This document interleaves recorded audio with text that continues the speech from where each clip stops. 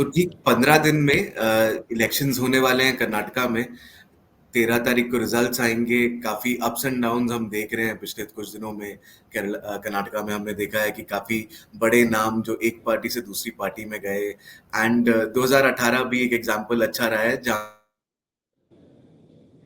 पे कांग्रेस बहुत ही अच्छे नंबरों से आगे आया, लेकिन हमने देखा कुछ टाइम के बाद बीजेपी ने अपनी सरकार बनाई एंड एक होल्ड बनाया येदियुरप्पा, जिसमें एक बहुत बड़ा नाम रहा है। रितु हमें ज्वाइन कर रही है कर्नाटका से, बैंगलोर से। और रितु, तो क्या लग रहा है इस बार? क्या मूड है कर्नाटका का? कैसा लग रहा है? क्या है ग्राउंड रिपोर्ट? निखिल, देखिए यहाँ पर चुनाव जो है ऑफ कोर्स बहुत ज़्यादा गर्म है अब की बार तो, और ऐसा कभी हुआ नहीं है पहले तो। अब की बार या तो ये कहे कि बड़ा इंटरेस्टिंग चल रहा है या फिर ये भी कहें कि बड़ा कंफ्यूजन वाला स्टेट है अब की बार। तो देखिए, जैसे आपने बताया कि 2018 में जो है बहुत अच्छा प्रदर्शन रहा है कांग्रेस पार्टी का वगैरह। So yes, as you said again, तो हमेशा से हमने ये देखा है पहले चुनावों में भी, कम से कम समझिए 3 दशक में। सो कांग्रेस ने हमेशा से जो है बेहतर परफॉर्म किया है। उनकी सीटें हमेशा 80 से लगभग ऊपर ही रही है, मगर कभी नीचे नहीं रही है। तो वही बीजेपी के लिए वो 40 पर भी कभी कभी उतरे हैं, और अब की बार जो है उनको एंटी इनकम्बेंसी भी जो है फेस करना पड़ रहा है कर्नाटक में। तो ऑफ कोर्स दिस टाइम ये इलेक्शन जो है वो बिल्कुल भी आसान नहीं होने वाला है बीजेपी के लिए। बट जैसे हम शुरू कर रहे हैं कि कर्नाटक का चुनाव किस तरीके से होने वाला है, तो सवाल ये है कि पहले तो बीजेपी के लिए कर्नाटक का चुनाव क्यों अहम है। तो जैसे देखिए, कर्नाटक जो है गेटवे है साउथ इंडिया के लिए, और केवल कर्नाटक में ही बीजेपी की सरकार है अभी, और आने वाले दिनों, आने वाले महीनों में इनफैक्ट जो है, और बाकी राज्यों के चुनाव भी होने वाले हैं, लोकसभा चुनाव भी होने वाला है। तो बीजेपी के लिए जो है अब की बार कर्नाटक का चुनाव बहुत ही ज्यादा अहम है। और वही कांग्रेस पार्टी जो है लोकल इश्यूज पर जो लड़ाई कर रही है अब की बार, उनके पास जो है पूरा कॉन्फिडेंस है। वो बता रहे कि वो अब की बार वो जीतने वाले हैं, क्योंकि करप्शन ज्यादा है, इंफ्रास्ट्रक्चर इश्यूज जो है कर्नाटक में ज्यादा है, लोग परेशान हो चुके हैं। तो इस सरकार से जो है वो पीछा छुड़वाना चाहते हैं। तो इसी के लिए कांग्रेस जो है वो कॉन्फिडेंस में है कि वो अब की बार सत्ता में आएंगे। तो वही जेडीएस हमने देखा है कि जो कि रीजनल पार्टी है और काफी ज्यादा स्ट्रांग भी है ओल्ड मैसूरू रीजन में, तो वो बताता है कि अब की बार वो भी जो है 100 से 120 से ज्यादा सीटें जो है वो भी जीतेंगे अब की बार। तो चुनाव तो जो है बिल्कुल बहुत ही ज्यादा गर्म है अब की बार, मगर देखना होगा कि आखिरकार जनता जनार्दन जो है किसका साथ देगी और किसकी सरकार बनेगी अब की बार कर्नाटक में। तो एंटी इनकम्बेंसी डेफिनेटली एक फैक्टर है जिसको कांग्रेस, जिसकी वजह से काफी कॉन्फिडेंट दिखाई दे रहा है। बट बी एस येदियुरप्पा का इस बार इतना एक्टिव ना होना भी क्या कांग्रेस का एक मेजर रीजन है, वो कॉन्फिडेंस जो इस बार दिख रहा है? बहुत ही ज्यादा इंटरेस्टिंग सवाल है ये निखिल। देखिए, बी एस येदियुरप्पा इनफैक्ट जो कि बीजेपी के टॉलेस्ट लीडर है, लिंगायत स्ट्रॉन्ग मैन भी है कर्नाटक में। और जब जब येदियुरप्पा जो है चुनाव के मैदान में उतरे, हमेशा से ही बीजेपी ने बहुत ही ज्यादा अच्छा प्रदर्शन किया है। और अब की बार हमने देखा कि जिस तरीके से कांग्रेस बता रही है कि बी एस येदियुरप्पा को साइडलाइन कर दिया जा रहा है, और काफी सारे लिंगायत लीडर्स को भी जो है साइडलाइन कर दिया जा रहा है। और वहां तक बात तो ये भी है कि येदियुरप्पा चाहते थे कि अपने बेटे को जो है अच्छी तरीके से पॉलिटिकल करियर बनाने में मदद करे, और वो चाहते थे कि उनका बेटे का जो है BY विजेंद्र, जो कि काफी ज्यादा इंटेलिजेंट पॉलिटिशियन भी है, एक और बहुत ज्यादा इंटेलिजेंट है वो इनफैक्ट, तो वो चाहते हैं कि अपने बेटे का जो है करियर ठीक तरीके से सेटल हो जाए इस पॉलिटिकल ग्राउंड पर।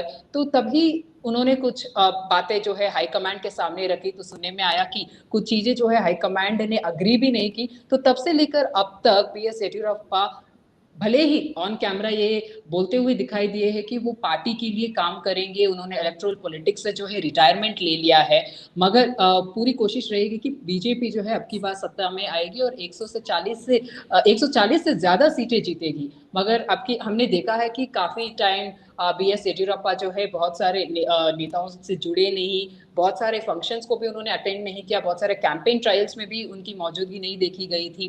तो ये क्लियरली एक इंडिकेशन है कि बीजेपी को है अब की बार अगर उन्होंने येदियुरप्पा को ठीक तरीके से इस्तेमाल नहीं किया कर्नाटक के चुनाव में, तो उनको बहुत ही ज्यादा महंगा पड़ने वाला है और बहुत ही ज्यादा भारी पड़ने वाला भी है। और दूसरी तरफ आपने देखा कि जैसे ही कांग्रेस ने इस मुद्दे को पूरी तरीके से गर्म बना दिया, तभी हमने देखा कि जब union home minister Amit Shah Bengaluru में थे और वो बीएस येडियुरप्पा के घर पहुंचते हैं नाश्ते के लिए सुबह-सुबह, तो येडियुरप्पा जी जो है घर के सामने ही एक बुके लेके खड़े थे उनका स्वागत करने के लिए, तो वही बीवाई विजेंद्र जो है सामने खड़े थे। तो अमित शाह जी ने बोला कि आप नहीं विजेंद्र देंगे अब की बार मुझे बुके। तो वो एक क्लियर इंडिकेशन था कांग्रेस और काफी सारे लीडर्स को बीजेपी के अंदर ही, जो ये बता रहे हैं कि बीएस येडियुरप्पा को साइडलाइन कर दिया जा रहा है या फिर बीएस येडियुरप्पा को ज्यादा अहमियत नहीं दिया जा रहा है। तो तभी उन्होंने देखिए उनको आगे जाकर पार्लियामेंट्री बोर्ड मेंबर भी बनाया।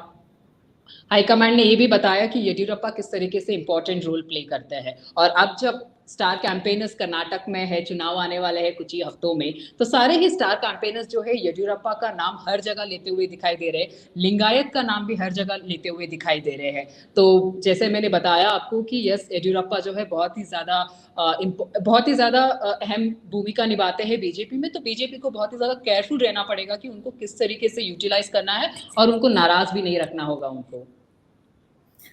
तो पूरे सदर्न इंडिया में अगर देखा जाए तो कर्नाटका इज वन स्टेट जहां पे बीजेपी का काफी ज्यादा स्ट्रॉन्ग होल्ड है। सिमिलरली अभी चैट होने से शुरू होने से पहले मैं रीतू से डिस्कस कर रहा था हाउ 1977 में इंदिरा गांधी ने जब इलेक्शन लड़ा बेल्लारी से पहली बार इमरजेंसी खत्म होने के बाद, तो शी वन विद 70,000 वोट्स। उसके बिल्कुल 22 साल 1999 में सोनिया गांधी ऑल्सो जब पहली बार अपना इलेक्शन लड़ रही थी, तो अमेठी के साथ she chose a seat from Karnataka, जहां पे वो फिर से सुषमा स्वराज के अगेंस्ट 50,000 वोट से जीत गई थी। तो कर्नाटका एक कुशन देता रहा है कांग्रेस पार्टी को। कांग्रेस पार्टी भी काफी स्ट्रांग है कर्नाटका में। कुछ ही स्टेट्स बची हैं जहां पे हम ये कह सकते हैं, काफी जगहों पे कांग्रेस उतना अच्छा परफॉर्म नहीं कर पाई है, बट कुछ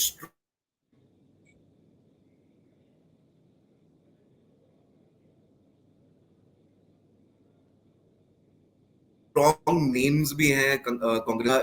कितना हेल्पफुल रहेगा कांग्रेस के लिए एंड जेडीएस के लिए? 100 से ऊपर सीट्स तो खैर डिफिकल्ट दिखाई देता है, बट क्या वो किंग मेकर टैग जो वो हर बार यूज करते हैं वो कंटिन्यू कर पाएंगे एटलीस्ट कि नहीं? ऐसा लग रहा है इस बार लोकल ग्राउंड पे जाके। देखिए, लेकिन पहले बात करते हैं कांग्रेस की। तो जैसे आपने बताया कि बहुत ही ज़्यादा इंटरेस्टिंग है कांग्रेस पार्टी कर्नाटक में स्पेशली। आप देखिए उनकी जो नेता है, भले ही सिद्धरामैया है जो कि मास लीडर है कांग्रेस पार्टी से। फिर आप देखिए डीके शिवकुमार केपीसीसी प्रेसिडेंट जो कि कांग्रेस के ट्रबल शूटर भी कहे जाते हैं। तो बहुत सारे लोकल लीडर्स ही काफ़ी स्ट्रांग है। आप देखिए बच्चे-बच्चे जो है बहुत सारे कांग्रेस लीडर्स के नाम को जानते हैं, वही बीजेपी के कुछ गिने-चुने नामों को ही शायद यहाँ पर आपको लोग बता पाएँगे। तो स्ट्रॉन्ग लीडर्स है कांग्रेस में और वो भी लोकल है। इसीलिए हमने देखा है कि काफ़ी सारे स्टार कैंपेनर्स जो है बीजेपी के लिए ग्राउंड पे उतर रहे हैं। और वही आप देखिए कांग्रेस की और केवल सिद्धरामैया, डीके शिवकुमार और दूसरे नेता जो है वो अपने-अपने असेंबली में कैंपेन ट्रायल्स पर है और जो भी यात्रा भी निकाल रहे हैं, तो वहाँ पर भी आपको यही चेहरे दिखाई देंगे। तो एक फंडा तो बड़ा सिंपल है कांग्रेस का कि वो लोकल इश्यूज पर टिके रहना चाहते हैं और इसीलिए जो है वो बीजेपी को भी कंटिन्यूअसली अटैक कर रहा है राज्य में कि स्टार कैंपेनर्स की जरूरत क्यों है। ये नेशनल इलेक्शन नहीं है, ये स्टेट इलेक्शन है और यहाँ पर स्टेट इलेक्शन की बात कीजिए, आप स्टेट लीडर्स के बारे में बात कीजिए, स्टेट इश्यूज के बारे में आप बात कीजिए। तो जैसे मैंने बताया कि कांग्रेस में जो है लीडर्स ही बड़े उस तरीके से बड़े स्ट्रांग है और उनकी खुद की एक रणनीति भी है अपने अपने असेंबली कॉन्स्टिट्यूंसीज में भी, और उसी तरीके से उन्होंने काम भी किया है। आप देखिए अब की बार की जो भी उन्होंने 4 गारंटीज निकाली है, काफी लोकल रखा है उन्होंने।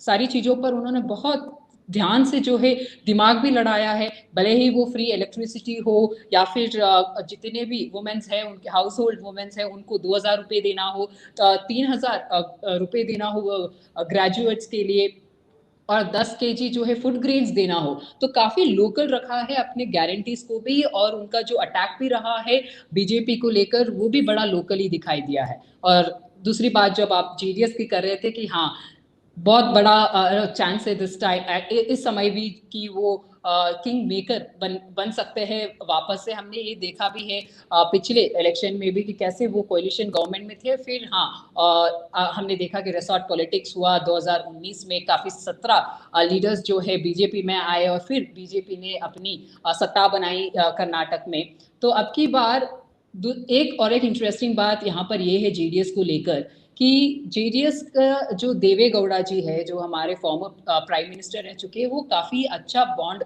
शेयर करते हैं हमारे प्रधानमंत्री नरेंद्र मोदी जी के साथ। और यहाँ पर भी राज्य में भी कुमार स्वामी जो उनके बेटे हैं, वो भी स्टेट लीडर्स के साथ काफी अच्छा रिश्ता है उनका। मगर हमने ये देखा है कि कांग्रेस में कुमार स्वामी जो सिद्धरामैया जी है और उनका और कुमार स्वामी का उतना बनता नहीं है।